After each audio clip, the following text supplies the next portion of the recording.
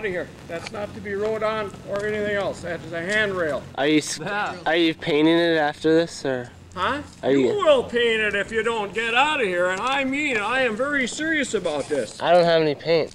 Well, you'll get some paint if you don't get out of here. Well, if I leave, do these guys have to leave? Huh? What was this now? If I leave, do they have to leave?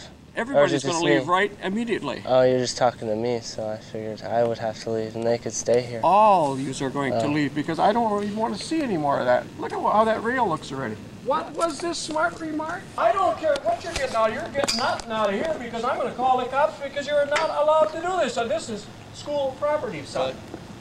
Well, if we do it, can we paint it afterwards and then it'll be all better? No, you're not painting it afterwards. You're out of here now. It's wrecked now, though, so... I'll give you an account of about 15, and I'm calling the cops, and then you're automatically out of here. Well, what if we primer it good first? You're not priming nothing. You're out of here now, son. You got a cellular? You got to run for the cellular? Oh. Hey, are you used to these steps? Huh? Are you used to these steps? Because they're so small and stuff, and you feel really awkward when you walk. What we're doing with these steps. Just out of here. No, I don't care what you're doing with them. I'm just wondering if you grew up in Marshfield or something, if you had to, like, if all the steps midgets are like this. Like this. So anyway, just because you're long-legged, just use them. So this school's for midgets? Is that what you're saying? I'll give you I'll get you behind for this. Go. Get out!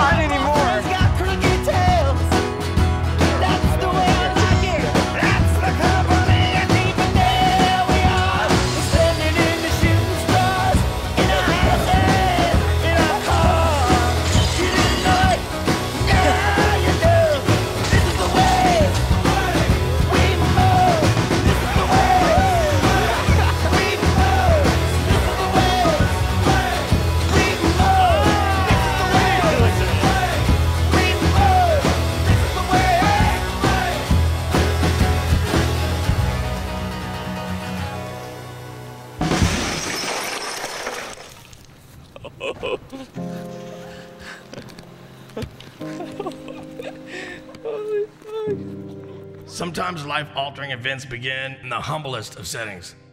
5 friends from northeastern Wisconsin would find a common bond in BMX freestyle that would take them around the world and back again. Before the internet and at the dawn of the personal video camera era in the 1990s, this misfit band of brothers would document their skills on bikes and their personal lives on videotape for all the world to see. Spanning over a decade, their series of original videos would become, to many, the definitive guide to how the BMX lifestyle should be lived. To its fullest, all the way to 11. 4 mysterious letters, B-A-C-O, that most of BMX never knew was an acronym. What became known simply as BACO would ultimately influence a generation of 20-inch bike riders and beyond. I have no idea what BACO stands for. I mean, that's one of those things that I almost don't even want to know about because there was so much mystery behind these weird dudes coming out of nowhere in Wisconsin and making the most groundbreaking BMX videos. Because it's supposed to stand for something. Bikers. BACO, how do you spell BACO? Yeah, what does BACO stand for? I never. What do you think? Something about coping or something. Wow, God. I thought it was because like everybody ate some BACO bits. I just text John Paul Rogers asking what it means. I've never even pondered that. Bike. Badass. Bring in action. What does it stand for? I don't know. I guess you guys are from Wisconsin, so like beer and cheese organization? Something against corporate oppression or something, is that right? I don't know. Fuck, I don't know. I'm not good with this shit. I honestly never knew it was an acronym. drawing a blank. Baco rhymes with homo. It's one of those trivia games where I'm gonna look stupid. Bay Area, cock. And people were like, it's not an acronym. And then Chad would be like, yeah, it's totally an acronym. Be like, what is it? Bringing action continuously and omnisciently. Bikers against canceled orgies. I like the orgy one. Bikers against common opinion. Right? Tried to talk to Rye about it today. Couldn't get a straight answer. What does it stand for? Is it a secret? Butt, ass, cunt, orgasm. No one ever told me. That's fucked up. You guys are like a secret society. Well, come on. Who am I gonna tell? Baco's kind of just like a word that started, I guess. I don't know. We built stuff in the driveway. It was more or less just little ramps and coping obstacles. And the first thing was like badass coping obstacle, and it was Baco. Chad and I grew up riding together in Green Bay, Wisconsin. It was a funny time in BMX, probably around 1987 or so. We'd be wearing leathers and gloves and just like riding around town on crappy bikes. At first I had met Chad's brother, Todd DeGroat. He was in my grade and Chad was 3 years younger, so he was just like this little grommet kid. I would go over to the DeGroat's house, which was just a couple miles from where I lived. And we would ride in their street and ride flat and ride these Baco ramps, Baco 1, 2, and 3. But I also had the family VHS camera that fit on your shoulder. And I remember just filming every damn thing we did. Snare. And we haven't really met any other BMXers. We just hung out with skaters in Green Bay. You know, the fact that Appleton became like the hub of riding for a while during that time period is kind of like crazy, because Appleton's just very insignificant, just a small town in northwest Wisconsin, a little south of Green Bay. Well, I'm from Menasha, Wisconsin, and when I first met Mark Hilson, I had noticed his bike, just instantly started talking to him, learned that he was moving into the area from a small town into a bigger town to be with his mom. I moved to a town called Menasha. It's kind of a little suburb of Appleton. Started riding with Mark Fluette. We'd kind of feed off each other and learn new tricks. Then went through high school with him. Eventually ended up meeting more and more people along the way. I'm gonna show ya. You might not be ready for it. Down, but I'll show you anyway.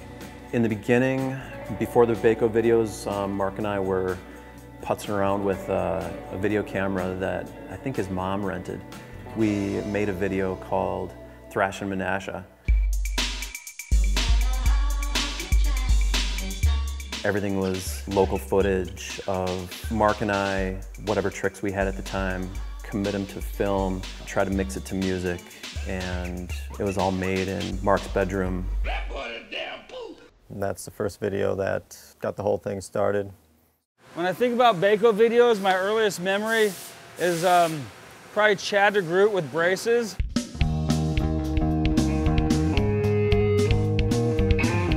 I think it was the transition of Chris and me finding people in Appleton. There's just rumors of these other riders from Green Bay, Chad and Eli, kind of elusive riders that we never met.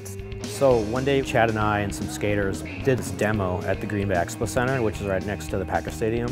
And so we moved this huge vert ramp we built into the Expo Center for a day. Mark and I drove up there and didn't know what to expect. And it turned out it was Chad and Eli putting on the demo on a big vert ramp inside some arena. Chris was airing out over coping, so that was cool to see. So was Chad, but Chris was getting a bit more air. There's these guys that show up there. They're like riding the ramp with us, and they're actually pretty good. One guy's kind of weird and really skinny, and he's got a camera. So it turns out that this dude is Mark Hilson. Hung out all day and just kind of introduced ourselves, told him we made a video, gave him a copy of that, I think, and rode the ramp with him. And all day long I was calling Chris Eli. Come to find out, Chad being Chad, at the end of the day finally tells me, like, hey, by the way, his name is Chris, he hates being called Eli.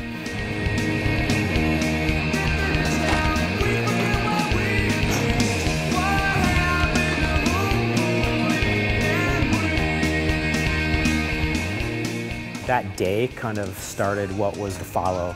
Just the fact of we had cameras, we're filming each other, we're riding bikes, we're having fun. Let's get stupid! Everything was just a whirlwind from there.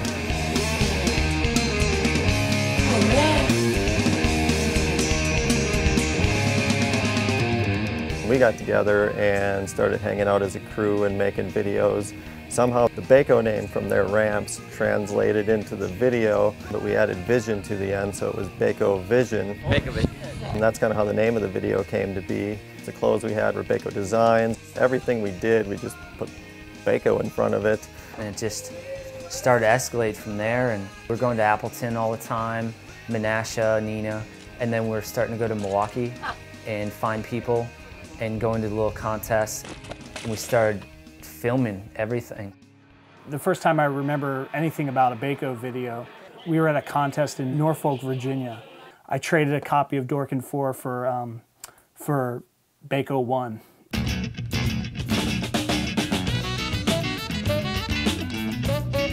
So it started out, say, Baco 1 and 2 especially, were mostly just myself, Chad, Mark Hilson, and Mark Fluette in there riding. In the early 90s, BMX was pretty small compared to what it is now. There was no internet, so trying to find new riders to ride with was just a whole process in itself. Started traveling further into the deep areas of Iowa. Me and Fluette had been to a Rampage contest. I don't think Chad and Chris had really ventured out of town too much to any events like that, so got them to go to a contest. They were pretty excited about that. I mean, all the big guys would be there. I mean, roll up and Jay Miron, Dennis McCoy, Bob Cole, Kurt Schmidt, Rick Molinterno, obviously. And I mean, he had the best mullet. Yeah, you know, it's still there. They were basically kids when I met them. You know, I was already a grown man, and they're kids coming in and getting their start and everything, really. We were sponsored by Haro at the time, and we had our nice shiny bikes and all this stuff, and here was these guys who showed up. They were kind of dirty in this weird kind of broken down car, and you know, all of a sudden they started showing up with videos, and it was like, what, they're making videos? Oh, that's what they're doing with this? Okay, all right, they're actually doing something. I thought they were just like stalking us. Going down to Rampage was another key turning point, because that was taking our little group and bringing it down to a huge other scene. And that stuff would end up in magazines, and we'd have footage from it for our videos. It gave us a chance to film guys like Rick Molinterno. He's just doing this insane stuff for back then that no one had really seen before. Like fakie to nose pick to back in. Just insane lip tricks for that time. I feel like when the Baco guys discovered Rampage, I feel like they almost discovered a home away from home and a way to make what they were into become a bigger part of their lives. And it was like an avenue to get out there more and do something more. Influenced me and Mark and Chris and Chad, and made those trips more and more frequent. I first met all the Baco guys through, I guess, a mutual friend, Kurt Emmerich. We were both from the same town, and he moved up towards that Appleton area, and he met a whole new crew of guys. He evolved to going up there and riding with these guys, and rode the skate park, that goofy little one with a cement quarter pipe. And in somebody's parents' driveway, they had a spine ramp, and I really didn't know if you were supposed to jump it and land flat bottom or what was going on. Everything was different about their riding style and what they were doing. The flatland guys in our town rode pink bikes and hopped on the front wheels and back wheels, and these guys are rolling around doing all this crazy shit. There was a video review, thanks to Go the Rider's Manual, said that a Baco video was a sleeper of the summer. That led to Chad getting an interview. I had seen this skinny little kid on a Haro in Go the Rider's Manual doing like a weird switch-footed backyard, and it was Chad DeGroot. And I was like, that's kind of interesting, because it sort of made me rethink what was happening in Flatland at the time. Martin Apparia was caught shrouping at GT World headquarters right here in Huntington Beach. Prior to like Baco and Dorkin videos, you had like 101 freestyle tricks. You had these corporations that would put out GTVs, and it's like, all right, this is BMX. What's this trick, Martin? This right here is the Miami Hopper Hops, no-handed.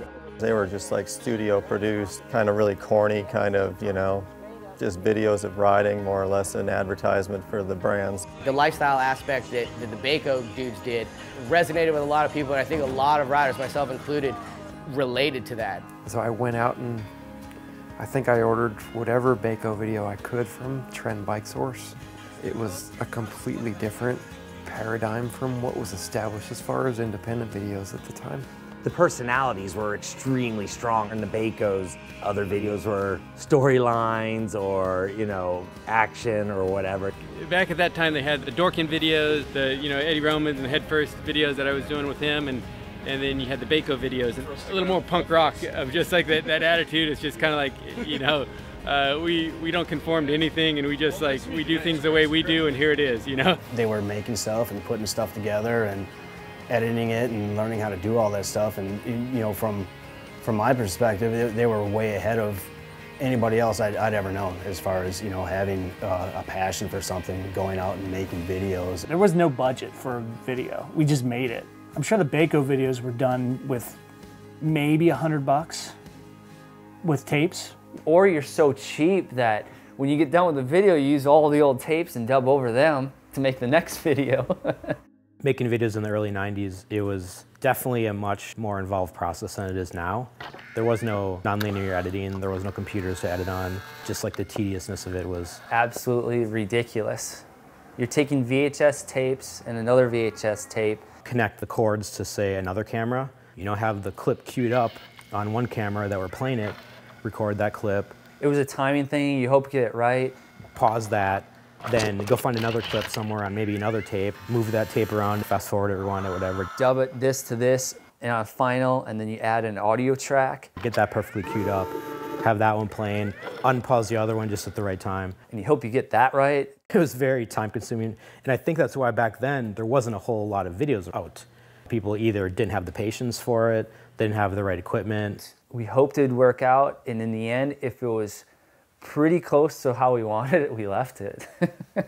I think it's kind of an art to them. That's how I think they look at it. And bike riding was the tool that helped them do that. Bagel. It's hella fresh. Dude. Like the ones you're holding on to like that, but a little bit back the other way. No, I mean tilt it back the other way. You had it a little bit. That's good. When we first met Hilson, he was this straight-A student, but he had this rebellious streak in him that I think was buried down under the surface, that we were able to bring it out of him a little bit more. Mark liked to push buttons and then see how people reacted. During the course of filming Baco 3, he broke his ankle. He was in a cast, couldn't ride, had a ton of time on his hands, just messing with his head. He just started doing all kinds of weird shit just to pass the time, and because he thought it was funny. Let me stick my hand up that dress of yours there and pranced around in the yards of our apartments. there. He had a wheelchair.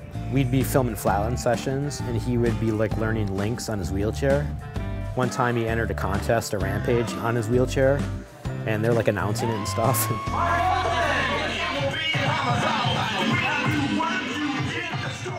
I think that Baco videos were instrumental in bringing rider character into the video format to show more than just riding, to show riders goofing around, giggling, having fun on and off the bike. Hit the spigot. The first thing I think about when I think of Mark Hilson is the hose thing. Maybe he still had a broken leg and someone had convinced him to like go outside and get sprayed down with a hose while he's saying get the spigot or something. Spigot! Get the spigot! Oh! Look at me. Crazy off this rocket style shit. Pop in one of those VHS tapes and they just be going, God, you guys are fucking weird, you know? Like, you watch this shit and all of a sudden there's like some naked dude running around or something, you know? The right people together at the right time made the best things happen in BMX. Dave Frymouth is originally from Appleton, and he had been this guy we had heard of. We knew that there was this guy who had this long blonde ponytail.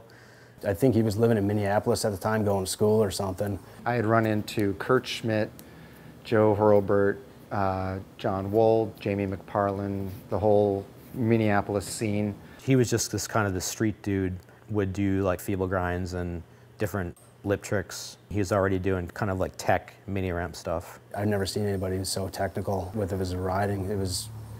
It blew me away. So the first time I saw a Baco video, I was like, what the fuck is this? Like, it was a great video to watch. And I remember just being like, fuck, I want to ride with these guys.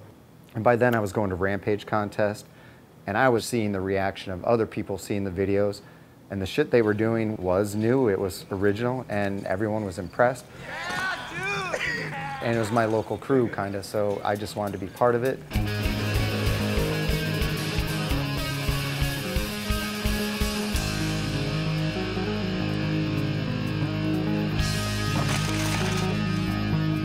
I was dropping out of college, moved back one summer, and stayed with them. We all became friends, and that just led to expanding our group of riders in the state. So with Dave getting into the mix and some more legitimate ramp, not Flatlanders riding ramp, I guess the broad appeal of the videos might have got a little bigger. Then after Baco 4 came out and I was just part of the crew, and it was awesome. Like, it was a blast.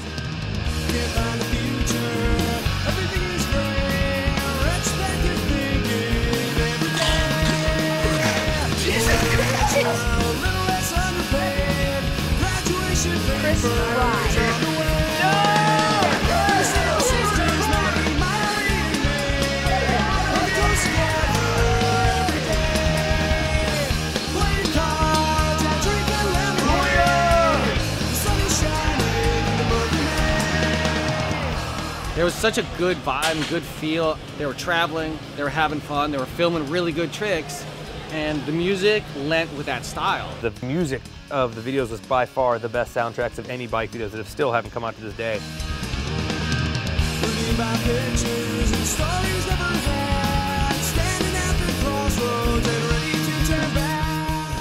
Vacuum Scam.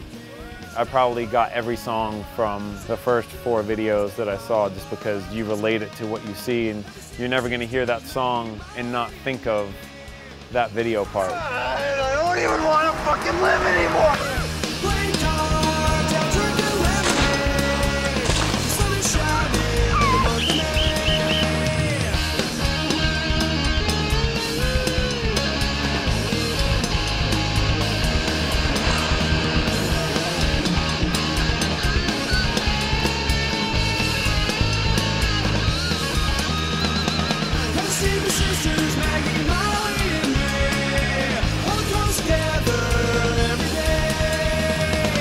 Yeah.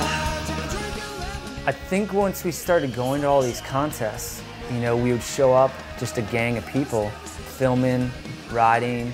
I guess it got a little cocky, like we're good, we're filming ourselves, we're showing people this stuff, and one of us seemed to always win. Tutti Frutti Lupes. Baco helped launch a lot of careers because back then, the footage, that was their resume. There was no internet, minimal magazines, especially in the early 90s, 92, 93, 94. The only real way you're gonna get out there is to get in a video. A lot of the guys were never seen by anybody before until they were in a Baco video. It was part of the vehicle that got them, like Chad DeGroot, Dave Frymuth, to ride for Standard. Oh my God, dude, are you muscle man? Kids having fun on their bikes and documenting it, you know? That's what it's all about. Like, go out there, have a good time, travel, and have fun with your friends. Like, the videos themselves were just like interesting. It didn't matter what kind of riding was going on, so we were like, you know, we were intrigued by it. And like, you know, the unique filming was definitely a big influence on what we were doing too. You know, we'd like see these weird angles of stuff and like the camera spinning and cool fisheye shots, and we're like, whoa. And you know, we would totally copy it. The format of Baco videos and the Baco style was just like, let's edit stuff together, pretty random, put a bunch of personality into it. And it made BMX more than just riding bikes.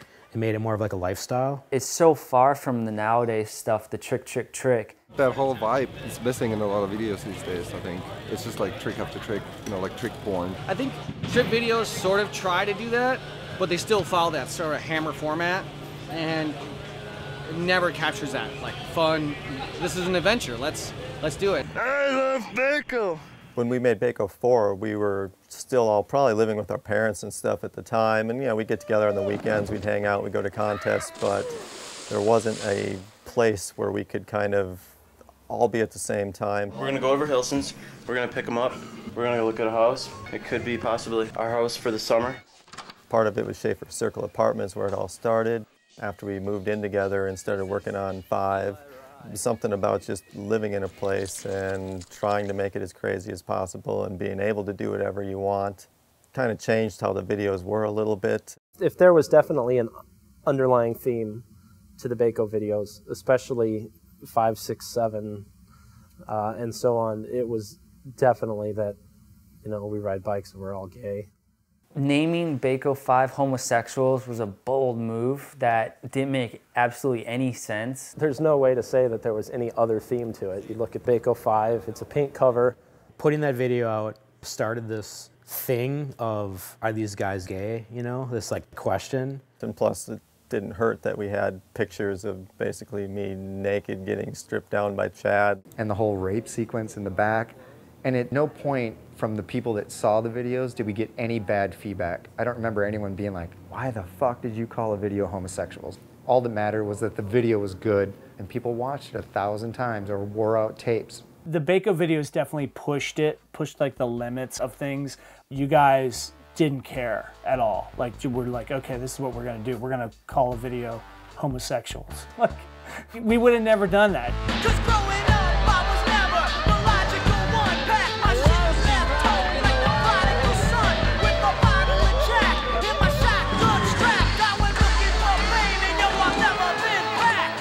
The Baco guys changed the way filming was done of Flatland.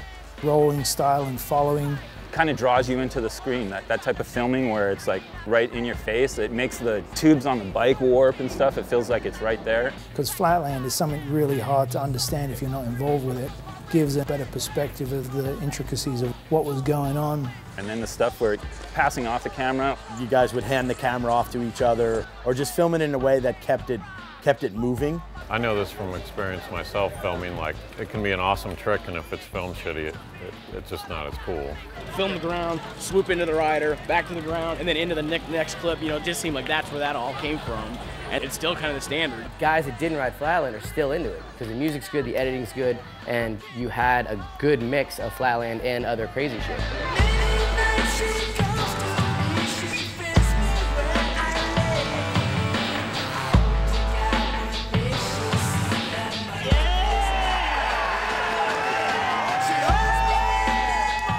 I could fully see how Baco and Chad changed people's perceptions of Flatland. Made Flatland fun, made Flatland actually again have personality.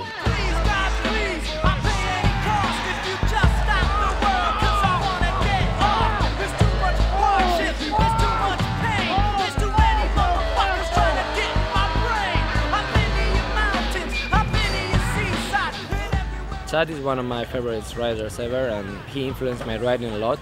Also influenced my style of clothing. I was like a 25 waist because I wanted shorts like Chad and you guys. My mom let me buy like size 40 pants and cut them down. My whole family's like, what the fuck is wrong with you? I'm like, fuck you guys, I'm going to the tennis courts.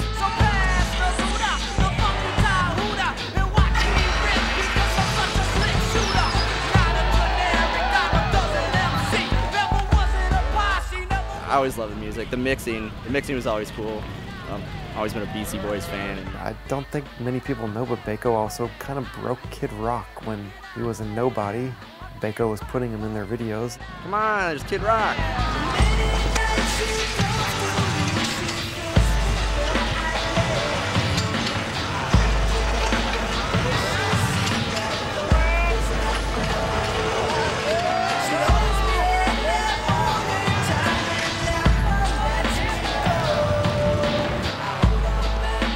Another great thing with the Baco 5 is at that time I just started kind of dreaming up that big ramp idea and I started riding it and stuff. Dave Mara was there and he was watching on the deck and I just remember that shot of like Dave just looking up and going like, I don't want to take pictures of this shit. I'm not doing this, I'm out. You know?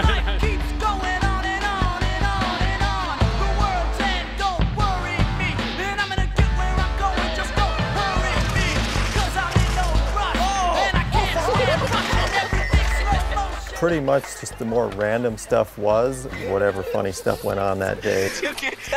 It's just all on camera, and I guess when a lot of those kind of things would make it in the videos, it was a way of kind of sharing that with everybody. Just like everything else we did, it's just waking up one morning, realizing that, hey, we have a whole apartment full of Snapple bottles, we've got a refrigerator box. The guys were really into Snapple. It was kind of some Snapple worship going on. Hey, are you ready? Hey, we could put those in the box, we could take said box to Bridge, the one single Snapple bottle and then the whole box, and that shit still makes me laugh my ass off, man. Holy. I had no idea that people had fun outside of riding BMX. I thought Kevin Jones went home at night and listened to Rush and fell asleep by 10 p.m. And then I see Baco videos and I'm like, these dudes are partying it all night long and having fun, making out with random girls and dressing up like random girls. I'm gonna put on my suit and take Dave out on a date. Dave Freimuth actually looks pretty good as a girl, and that's something I didn't think I was gonna say tonight, but sorry, Dave. I think I wore out 5 or 6 copies of Baco 5 because it's still my favorite video of all time. The mixing of Flatland and ramps and everything and amazing soundtracks, and it was all blended in together, and it's completely different than what everything else was at the time. When I think of Baco nowadays, I basically just think about any like group of like riding friends or crew dudes. And it's cool because it really was kind of one of the forefront of like, not just being a group of friends, but the dudes that go film each other and you put together a video that was like Flatland to park to street to all that kind of stuff. And you know, they were doing it in the early 90s.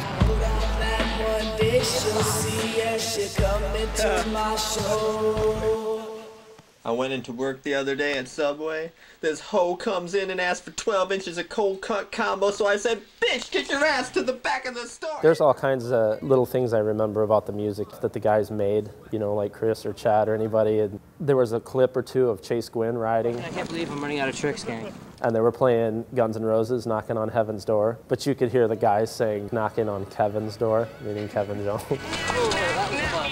Kevin's door. See, I told it because I love you. Triple. I wanna go in and see Dark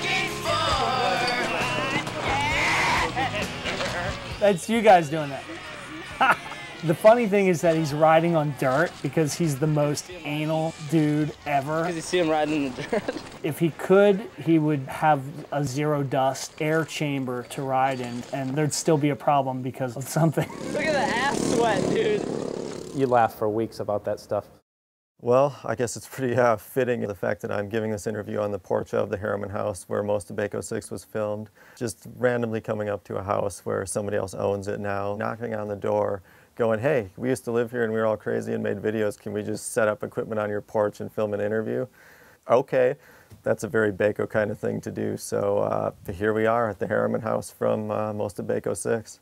Which was similar to the Schaefer Circle apartment, where you'd wake up like, where do you want to go today? Where do you want to go today? And we just all fucking pick a spot and ride and film. We already spent like a year living together, so we already got pretty comfortable, pretty loose. So we had all decided we were going to move into a house, which was probably one of the best year or 2 years ever. We were riding the hardest, partying the hardest, and just having the most fun possible, like every day. From the morning till night, and even when you're sleeping, there's always something going on. Just the sheer amount of people that would be over here, the sheer amount of people living here. We had strobe lights coming out the windows. We had rope swings hanging out in the middle of the road with invisible half pipes. The porch was constantly full of dudes drinking 40s and riding Flatland in the yard. And I think I was the only one that was holding down a job at that point. And that was just so I could build a ramp in the backyard. Dave dug out part of the yard to level it and put a 70-foot long, 24-foot wide half pipe in the backyard without the landlord's knowledge or permission. Yeah! Chad had a tree fort in the backyard. Just craziness all the time. We drank on the porch at night, we relaxed, and we came up with tricks, and we pulled them the next day. Within a couple weeks, Chris had told me, this guy is moving here from New Zealand. I was like, what? Carrie wrote a letter to Chris and was just like, hey, I want to come over. And Chris was like, all right. And I was pissed. I just remember being, fuck, we have 6 people already and now you're just inviting other people to live here. And I think Carrie was there for like 1 day and I was like, all right, this is cool. First day moving into the Harriman house, probably the only memory that I have is Yellow Ledbetter playing on repeat. Hilson, the first time I met him, he was naked. For the most part, I think Baco, it was a little lighter. Like they kind of had some humor in there. Just had a real fun sense about it. It kind of really made riding enjoyable. At first, filming with those guys was a little intimidating because I grew up watching those videos, so I was a little bit under pressure, but they made it fun. Can't remember ever hearing the name Kerry Gatt before I saw him in a Baco video. His flow and his style, which is severely underrated in Flatland nowadays. He just epitomized originality and everything that I loved about Flatland that I wasn't getting anywhere else. Baco was just open to whoever put in the effort to come from whatever country to come live with us or whatever, and they were just a part of it then. And that happened a couple times. We had a guy named Dylan Worsley come over. He did all this amazing stuff on pedals. I came over in '94 and stayed with him and had a good time with all those guys. Yeah. Dylan Worsley had maybe one photo in a magazine before he was in a Baco video, and then he sort of rewrote Flatland with about a minute's worth of footage in his first Baco video appearance.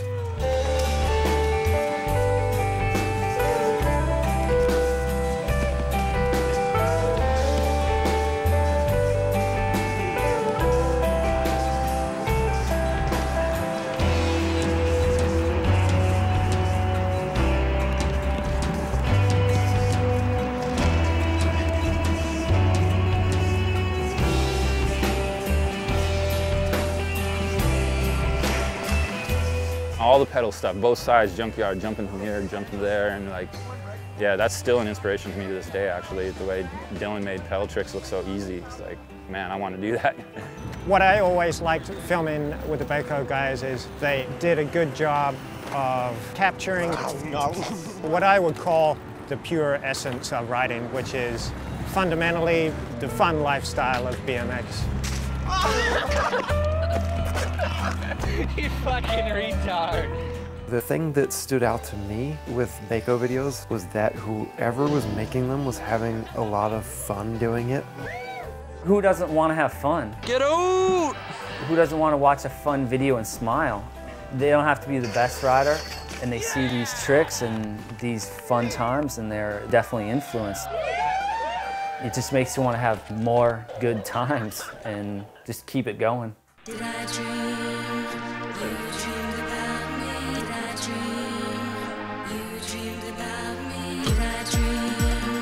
You dreamed about me. If you talk to any technical BMX rider that's ever ridden front brakes, Dave Frymouth is going to be at the top of his favorites list. If I had to name one sole influence in me becoming a park rider, it would be Dave Frymouth.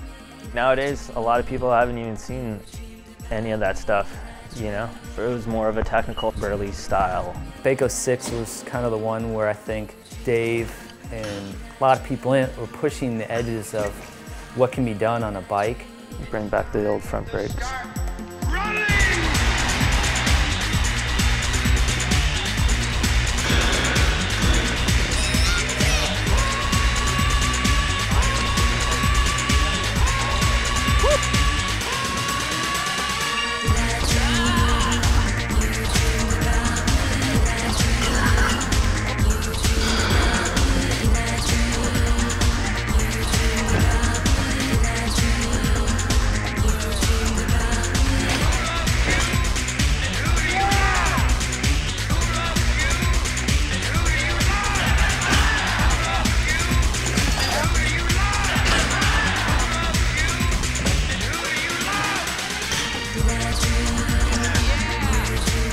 Dave was so innovative and creative.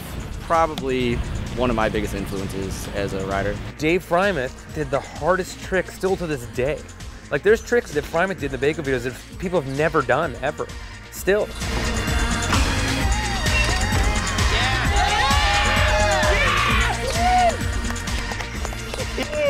We're making a Baco 6. Dave was such a technician. He was so surgical with his approach to things, you know. He would always hit the things like right exactly on the moment and the balance point that it needed to be at in order to perfectly stay there just long enough to do the thing. In that time frame of the early to mid 90s, there was so much going on as far as super tech tricks with brakes and pegs. And I think Dave brought not only that tech aspect, but took a lot of strength to them. I think if kids watch some of those videos now who have never seen it, they'd be blown away by these tricks and like probably think they was just done or something. It would be so cool to see a lot of people doing these days.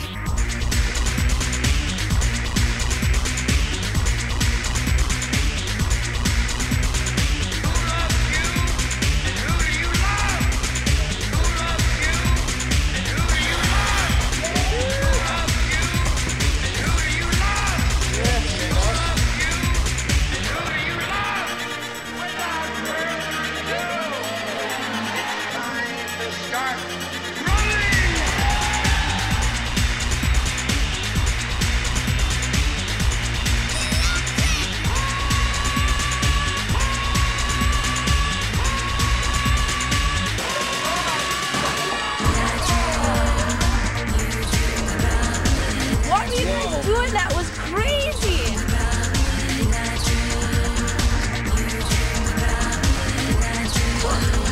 That boy can ride.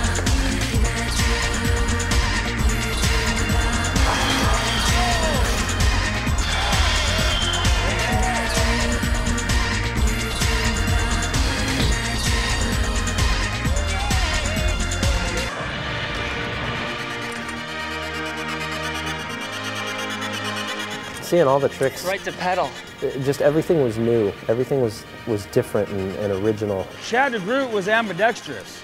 I mean, he could do tricks on one side of his bike or do tricks on the other side of his bike, which really opened up the realm for a lot of flatland. That was the whole point about Baco. It was trying to do the newest tricks, but in the newest ways too. So Chad would like wear a dress. Chad's wearing a dress. Gons is in a Speedo. Hilson's jumping a lake jump naked. Me and Dave Smith and Jesse Puente weren't trying to get naked and hold each other's hands and run down the street. It was always entertaining, always funny. You never knew what was going to be in the next scene, you know? You never knew if Dave was going to be dressed as a girl or Chad was going to be in a dress, or God only knows what Hilson would be doing in the next scene. You'd hear all the stuff, oh yeah, this went on at Rampage, or this went on back at Rick's house. When the Baco guys would come down and show up at our house, it was an instant party. Whether we wanted one or not, we were having one. If Dave and Chad and Chris and all the others had kind of turned it up, Mark would take it to 11. All right, you ready, guys? Everybody ready? He could definitely make a party go up in smoke, you could say. A musket shot is not a drink. It's not something you put in a glass and slam back. It involves an empty 2-liter bottle being put in Mark's butt, pushed in to inflate with air pressure. Then he pinches it off, they pull the bottle out. Then Chad or someone sprinkles like flour, and then Mark blasts out the air. A musket shot. Hilson could have been on a mission to entertain people, and if he was, it worked. Everybody was kind of an experiment to Mark. He spent a lot of his time trying to figure out what he could do to freak you out. You know what? I don't really honestly know if Mark's really gay or not, and I've known him a really long time. Kick ass.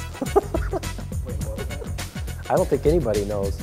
It wasn't, hey, we're crazy, we're nutty, look at us on camera, and the camera shuts off and they're just like, oh yeah, normal dudes. No, they're fucked up in real life. Kooks. Does he like dudes? Hey, don't shake your head. Answer me, goddammit. Say yes or no. Actually, I'm not gay whatsoever. Gay for that pussy. Wow, bike riding's like comical and amazing, and like the talent was just unbelievable, and like the tricks I saw I didn't even know ever existed. I know people in California will say differently, but for a time there in the mid-90s, like the Midwest was kind of the center of BMX for a while. The intensity started building up around places like Iowa and Chicago and Wisconsin. The thought was kicked around about, hey, it'd be cool to have a skate park here. We always went to Rampage. It was something that we always wished we had. The mini ramp I had built in the backyard, we moved indoors for the winter. Mark started a small skate park called Funbox and instantly started having contests. We had seen these weirdos on some videos that were like on VHS in our house, and we would drive up from Indiana, and we were all real young. Where are you from? Indiana? We go up to Wisconsin, and you know, we kind of meet these guys, but we're kind of just like, who are these fucking weirdos? I came all the way 5.5 hours to see your butt in action. Those guys are weirder than we are, man. Those weekends were just kind of off the hook. We'd have Winkleman and Crandall and Stu Johnson, McGilla, and Tag, and all the Iowa guys and Minnesota guys. We had a house full. It was like a mini Rampage contest.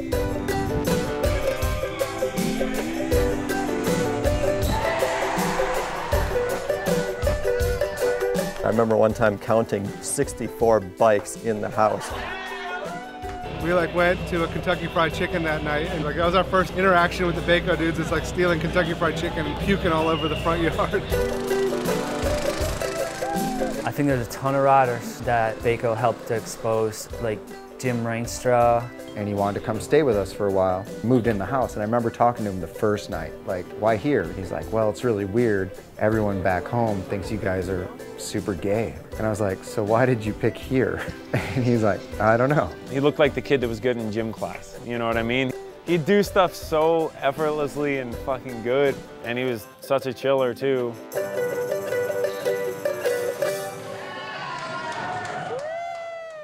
Baco was really about getting attention and pushing people's buttons and seeing how far can you take it. Today on Springer, these two guys pretend to be a gay couple when they go out. They say women are drawn to gay men, so they pick them up by, in their words, acting gay. We would sit around and watch Jerry Springer at night, just the fact that it was so ridiculous. So Mark's mission in life was to get on Springer. There's a 1-800 number, and obviously I'm going to call it, so I call the number like every night. Hilson just being like, I can beat that. I do this, I do that. You should see this house, blah, blah. All of a sudden one night I come home, it's late, and everybody's sitting on this porch just staring at me silent, and I'm like, what? They're like, dude, Jerry called. They were just like, what do you guys do? We didn't have an answer for them, and they had a million questions. Why don't you film the stuff you do and send us almost like an audition? See, the deal with Mark is that he likes it a little bit more rough. So we made a video that no other human being should probably see. Hilson naked, you know, that set it off, and a plunger came out. We cut the audition tape so you can let your mind wander on that one. Within like a day of them getting this tape, pretty much got another call back like, all right, you guys can come on the show. We drive down to Chicago. That night we hung out in the hotel and we had a whole bunch of people with us. And the rest is kind of history. We just kind of went on the Springer show. Here are Mark and Chad.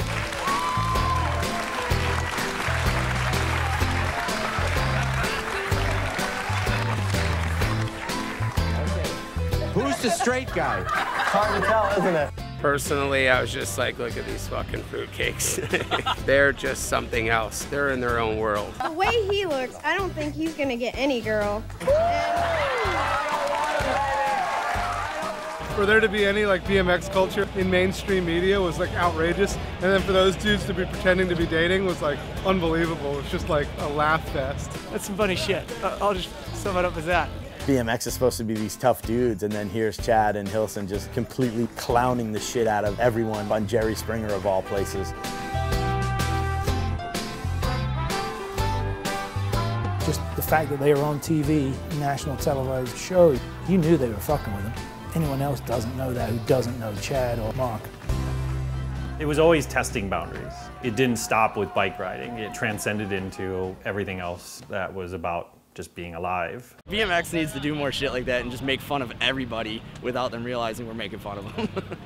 When we all moved out of the Harriman house, we all had our other stuff going on. So Chad and I moved to Florida for the winter. I had gotten sponsored. I was on DK and UGP and Etnies, and Chad had already been running it for a while.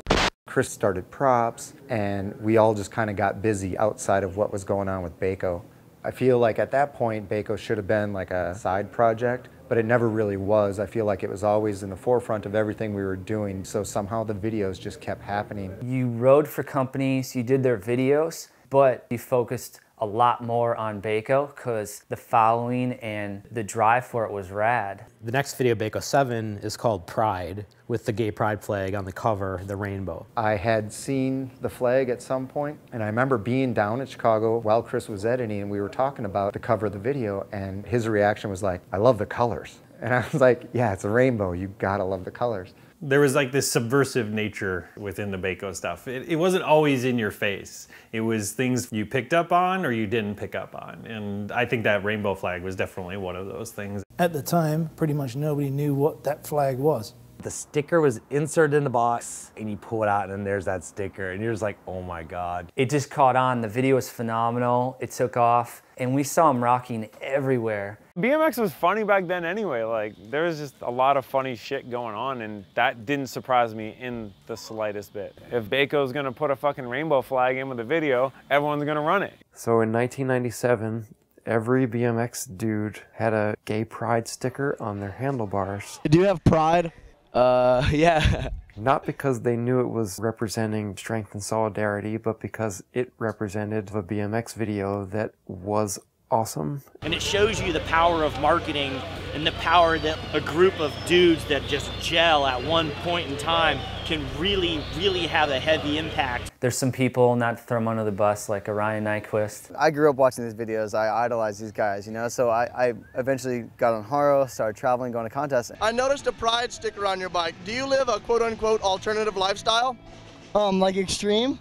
We had our buddy Ryan put some on his bike, and we don't know if he actually knew what he was rocking, being the big name he is with his pride flag on his bike. I rocked it proudly. I think when I had to build a new bike, I just took it off and put it on the next one too. So yeah, I was into it, man. I was, you know, young, impressionable kid just supporting Baco. It's hard to explain the buttons they pushed at the time they were pushing them. They were like taking homo humor to the next level. Just plagued the whole world. People were naive to it. They didn't even understand what you guys were doing. They just see the buttons like before anybody else does and knows how to push them just right and just far enough. I think that those guys definitely enjoyed the shock value of the things that they did. I think they knew that a lot of people would not take what they were doing as a joke. Before viral even was a word, of all the good marketing ploys and pranks there are through BMX, that was pretty much the most clever one there is. I remember like in 7 it says the saga continues, and it was like, oh, these dudes are not gonna stop. So it's one of those inside jokes that's just typical Baco. Rainbow colors, and people are like, Baco.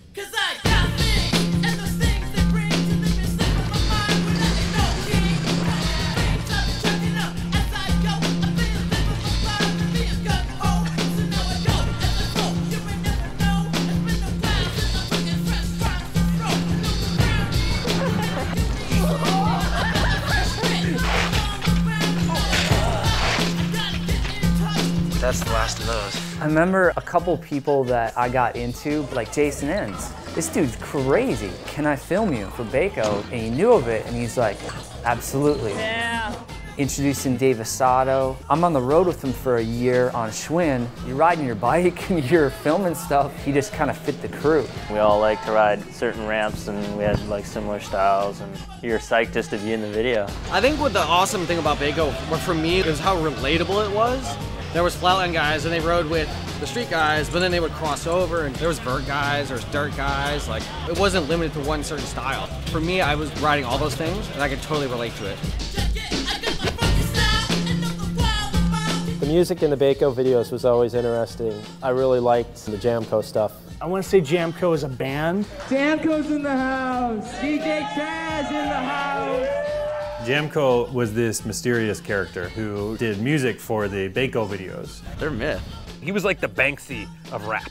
You didn't know who he was, you didn't know when he was gonna play, and Chris somehow knew him. Of course, you know, later I find out it's actually Chris screaming into a microphone in a basement of a house. Singing about us. And it was just another natural extension of trying to be creative and doing something that I thought was fun outside of riding. You could tell that Chris Rye, he had confidence in that shit. I think a lot of people were afraid to do stuff. They didn't want it to come out weird, where Chris took that leap of faith. Spent a lot of time crafting songs, and some of them ended up in the Baco videos.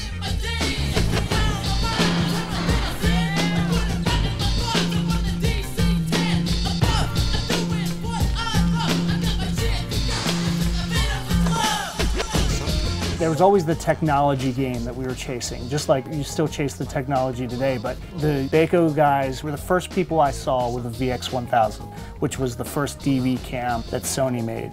I remember you showing me saying, yeah, this is DV. It's got this little digital tape.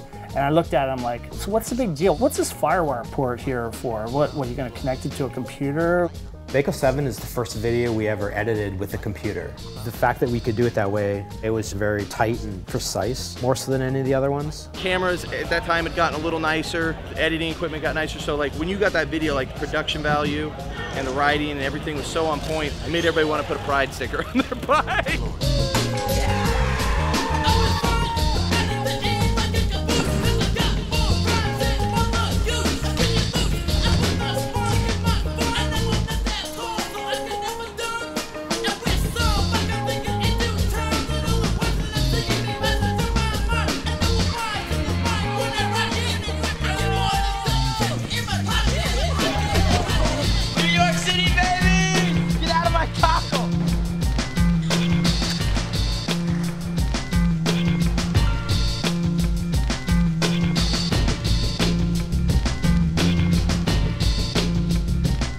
The vibe was always so good. Always just like a fun video to watch, but it just made you want to like travel to the Midwest and just partake in everything that was going on. What kind of beat you want? Fucking dope beat.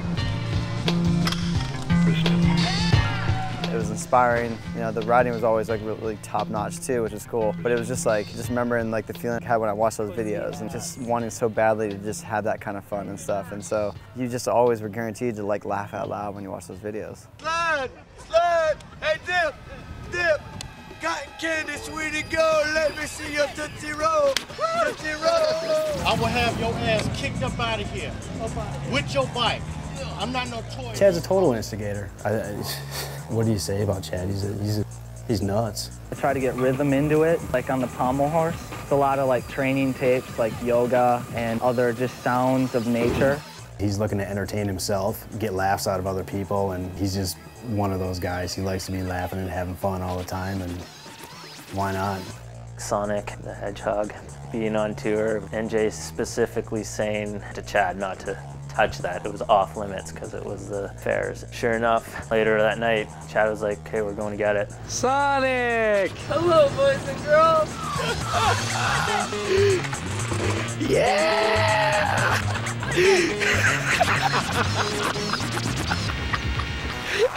Oh shit.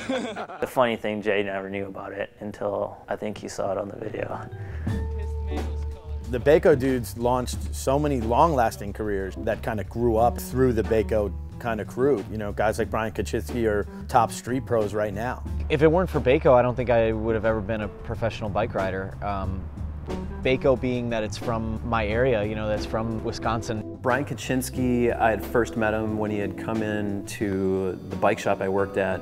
Very shy, very quiet. He was one of those kids that was starting to hang with us and starting to ride with us. At the time, Baco was a pretty big deal. He was kind of like, wow, like he's probably seen the videos. Soon figured that out, that they were like the local pros and that they were known worldwide and that these videos were known worldwide. He'd be the kid that would show up, jump the box and quick look over to see if we were watching or not. He was pretty timid and would just hope that we'd notice him. My first clip ever in a video was in Baco 8. I was about to do a double bar spin over the box and Chris Rye was like, oh, let me go get my camera first. And so he went and got his camera and I did like a bar catch bar over the box jump. And then we filmed a couple other things that night. I like did a toothpick grind on an 8-foot vert quarter. And so it impacted me from the start, but then also they sort of took me under their wing. Baco emphasized who he was, and I think having all that behind Brian just kind of lifted him up into a place he belongs.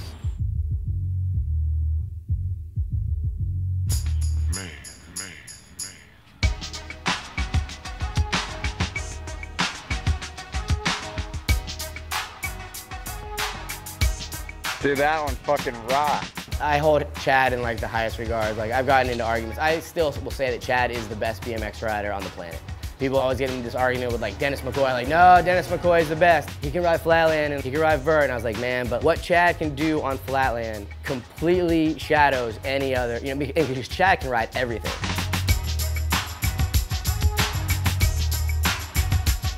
Baco is something that everybody could relate to. Any person could show up in a Baco video.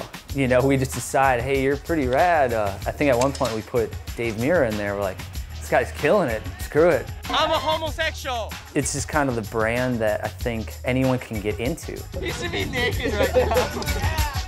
Oh, shit. If we had the chance to film someone else that was good and killing it, we would. And so Baco videos still managed to happen. Chad and I were probably filming for Haro videos or DK videos or whatever, but we always saved stuff for Baco, even though we had bigger priorities that probably should have gotten our attention a little more because we were actually getting checks.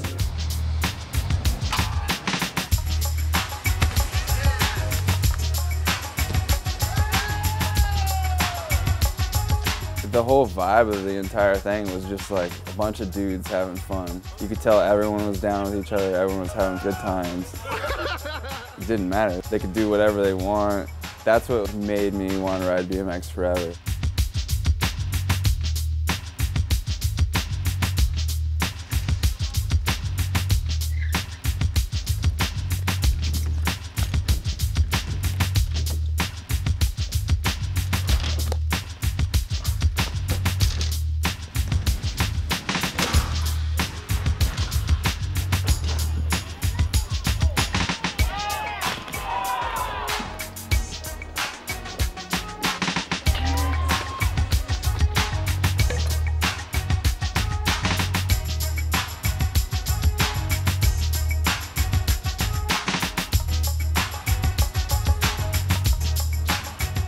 If there was a philosophy behind the Baco series, I think it was really just friends having fun.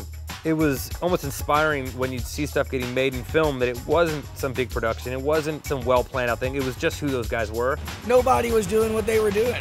BMX has changed so much over the fucking years, and it seems that no one's having fun anymore. Like, it seems like a fucking video game. Everything's a video game, everything's fucking cut and paste. It's 2014 now, and like, it's still us doing weird shit. Baco 9, #1.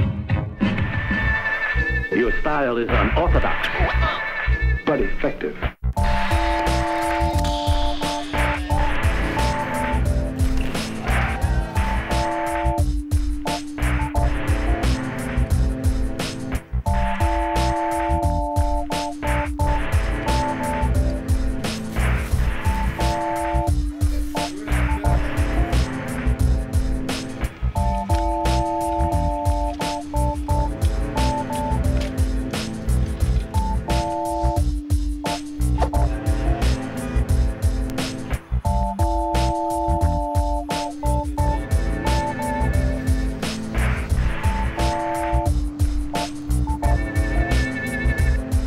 I think it was way ahead of its time, you know, and just the randomness and the fun and just film and whatever you get, just they made a video out of it.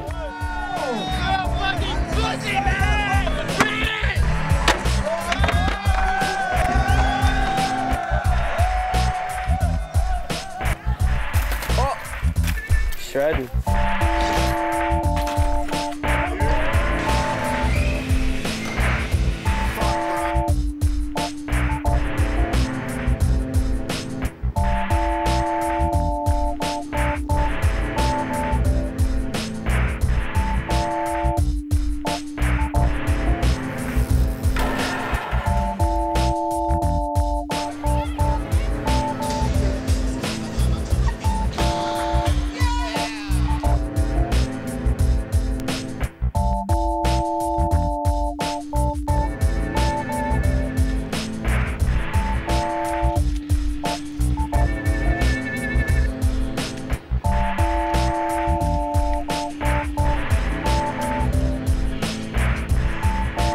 Basically, like everyone in Baco, those were like the only dudes I even looked up to. It was a cool video with like a bunch of random shit in it, but there was also like jams in the video, like the old Baco jams were in the video as well.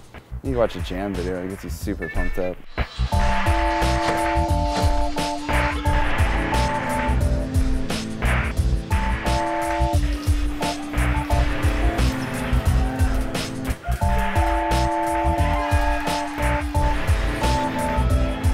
Baco contests were always by far my favorite contest to go to. Bring it on, give me some! Fuck yeah! Give me some! So much fun, and that Baco event in 9 where Jimmer did the 540 tail tap on the sub rail was the most epic video part to me.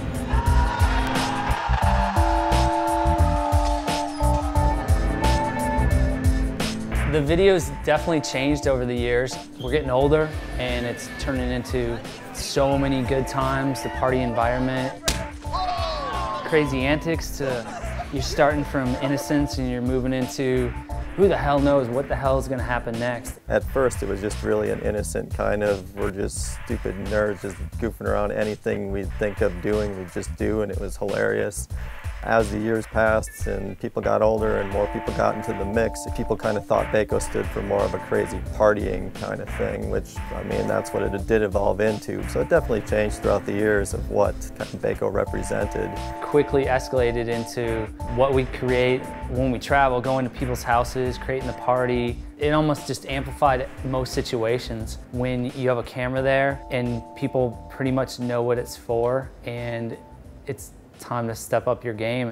There's a mysterious video made right now that to this day I still have kids asking me if they can get a hold of a copy. Baco Uncut. Bitch. Things that the general public and people under 18 shouldn't really see, ever. Female nudity, male nudity, you name it, all the fucked up shit that we had accumulated. And at some point, someone made a joke, hey, we gotta put this together and call it Baco Uncut.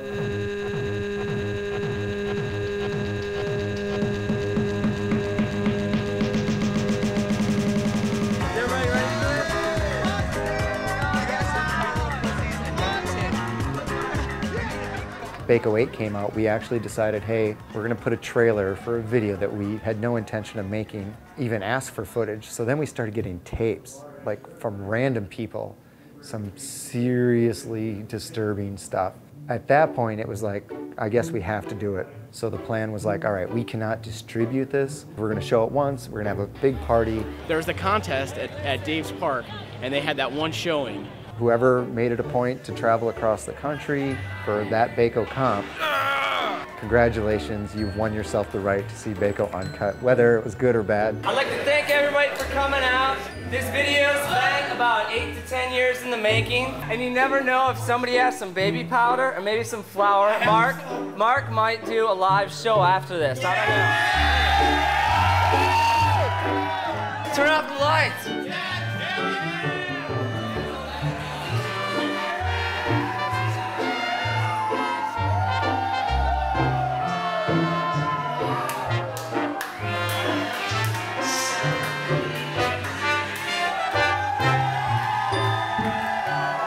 I remember going into it like, yeah, I really want to see this. And then when it was over, I was like, yeah, I didn't really want to see that. It's disturbing as fuck, but it's funny. Oh man, you'll die if you could see it.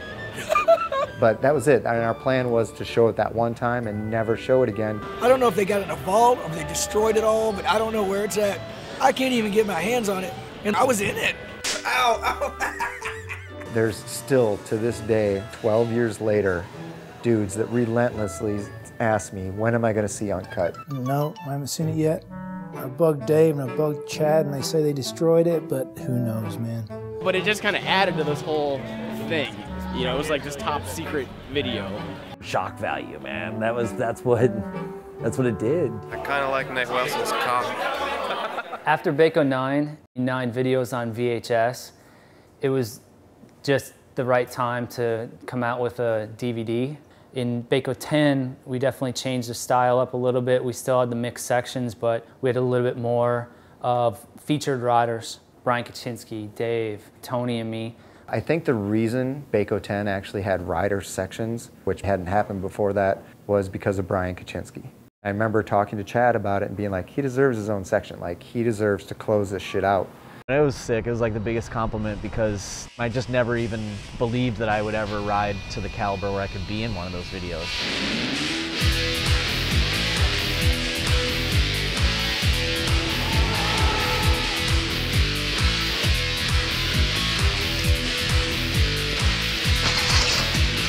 Oh shit!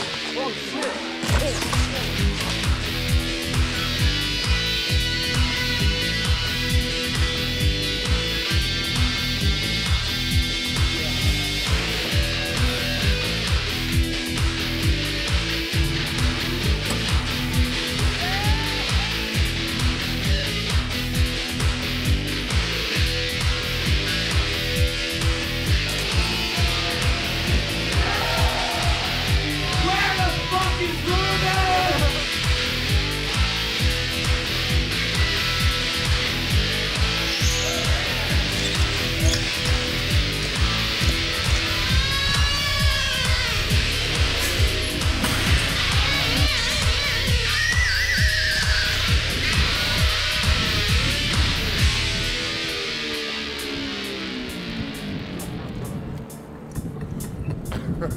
Tony, that was awesome.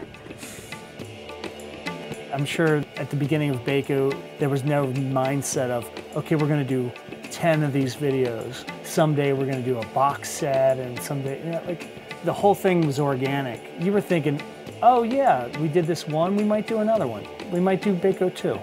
I did notice that each time a new episode came out, like, besides obviously the writing in it, but the way it was laid out, the way it was made, I was like, oh, they're hitting stair steps. They kept climbing to a new level. My name is Chris. Chris was a great writer, but then he put all of his art more into video and production and all that kind of stuff, which changed that completely. Hey, Chad. Hi. Chad completely changed Flatland. Who in the hell still does the stuff that Dave Frymouth can do technically on Ramp and Park today? But I think all the dudes changed shit up. I just see it as that they were a great bunch of friends that were great at what they did, and they all meshed together to create this thing that you can't duplicate. You know what, to be honest with you, I think that's how you sum up the whole Baco series. It was just real. Those videos were so dependent on who those guys were. Dave, Mark, Chad, Chris and how good they were. It's hard to get a group of guys that are all that good, that are all that funny, and that on the same page to make something that is a cohesive piece that is genuinely fun to watch beginning to end, like you're watching a story. That's what those videos were about. Like, there was good writing in there, but it was also like people's personalities genuinely injected. It wasn't something that was forced. If we wouldn't have had that aspect in it, with just straight up riding, yeah, people would have remembered it. People that really rode, but it just probably wouldn't have been anything more than that. We grew up into this. We filmed our lives. We filmed everything we did, and we weren't embarrassed. Well, I guess we were a little bit embarrassed about some stuff, but we still filmed it and we still put it out there. It showcased our lives at the time pretty much to the T without a lot of censorship or anything, because we could and we weren't shy about it. And it set off in the industry as something that makes what we do fun. It was just all about having fun and doing what they wanted, and they ran with it and created it, and that's why I loved it. Just their whole way of looking at life, you know, just kick back, the beauty of it. And of course, you could never beat DeGroote's mustaches back in the day, so. They definitely made their mark in a positive way, and I think just, you know, taught people you can essentially do whatever you want. Like, you can be your own person and do things your own way, and yeah, ride your bike, but you know, there's more to it than that. They were just like pushing, going like, okay, this is what freestyle is. It is who you are, and that's you know, deal with it. This is the way it goes. You know, entertain yourself at any expense and like enjoy a good life riding bikes with friends and just being weirdos, you know. Totally inspired us to like not be any more normal than we were. It's one thing to have responsibilities in life and all that bullshit, but it's another thing to just be young forever. They paved the way for, you know, a lot of the newer school riding tricks, I think. The guys were responsible for putting some stuff out that hadn't been seen before. The videos brought a lot of unique and like minds together. I felt lucky that I was able to participate in it. I felt that a ton of people that were able to be a part of the videos, they all feel lucky that they were part of it and a part of the group, you know, because we really gave a shit. It made me who I am, you know. Without bikes, I don't know where I would be or what I would be, and I'm glad I got that little two-wheeler. What Baco meant to me is the riding experience with some cool guys that I wouldn't have otherwise met if it wasn't for BMX. All of us combined created something that was special and ultimately will be remembered as what Baco was. It was the fun stuff that we captured, but also giving people our best at what we did and what we do. You know, we captured our lives and we just kept going with it. And this coming out is still going. The originality of all the freestyle is what we still try to do today. Baco's influenced a lot of freestyle in this industry. I just want to say, you know, thank you guys and Baco for always making riding enjoyable. And guys like myself wanted to buy your fucking videos even though you're running around naked. Good job, guys. Baco, sons of bitches. I think the legacy of Baco will live on, just in the sense that it was that moment in history that was kind of golden. You know, as long as it's there on a DVD, you can pop it in, get sparked again, and kind of continue it on. It was just so much fun hanging out with those guys. Just on a regular daily basis when we weren't doing all the goofing off and being funny and acting gay and all that kind of stuff.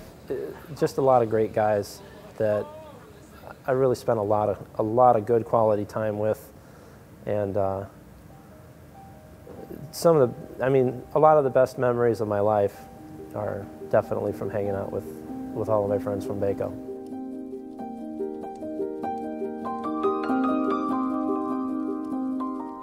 With 10 videos under their belts containing thousands upon thousands of edits and hundreds of creative decisions which would ultimately define their style, the boys left behind the most personal record to the world. Their lives documented on nearly 200 hours of raw videotape. In a story that just happened to center around 20-inch bicycles, Baco celebrated something experienced only once: youth, and ultimately, life itself. Turning the ordinary into extraordinary by just saying, fuck it, pushing it to 11 whenever possible. In the end, these 20-inch bikers against common opinion pioneered a do-it-yourself ethos that still survives today to inspire others. And if there was a philosophy behind Baco, what might it be? At the end of the day, if you have some baby powder, you can stick it in somebody's butt, and when they fart, it'll shoot out everywhere.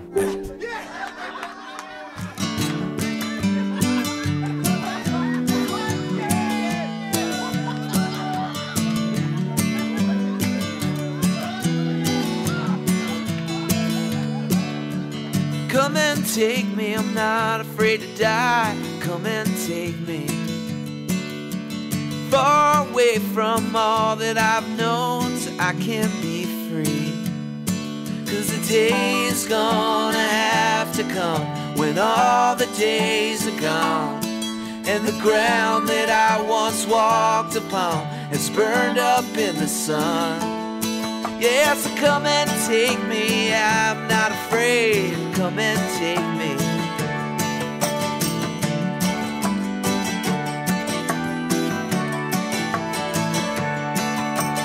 Come and take me, I'm not afraid to die. Come and take me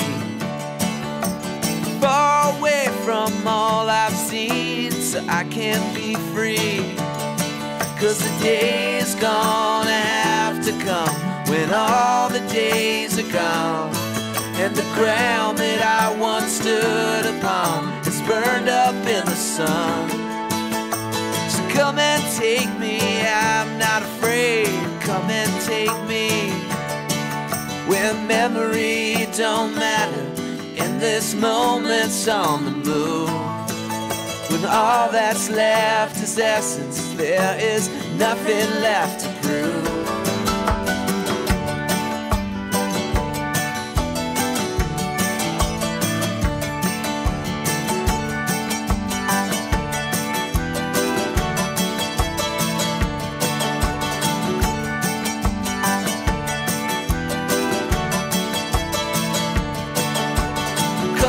Take me, I'm not afraid to die. Come and take me far away from all that I've known, so I can be free.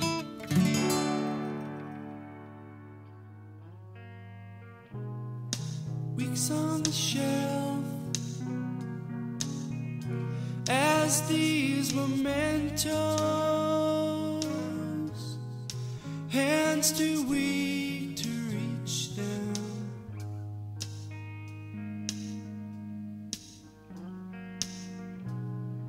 No eyes for sleep,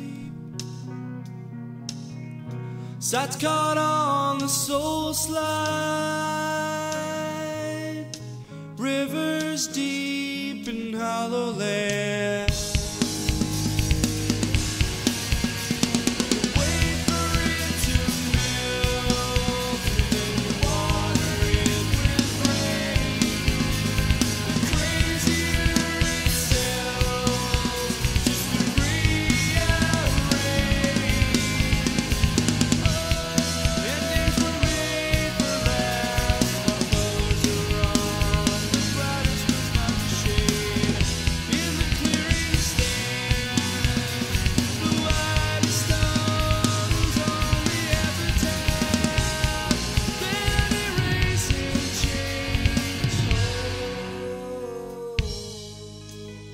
Simply fray the ends and front the cooling rain. Weakest hands have said life lost its patience, and it's asking me to leave.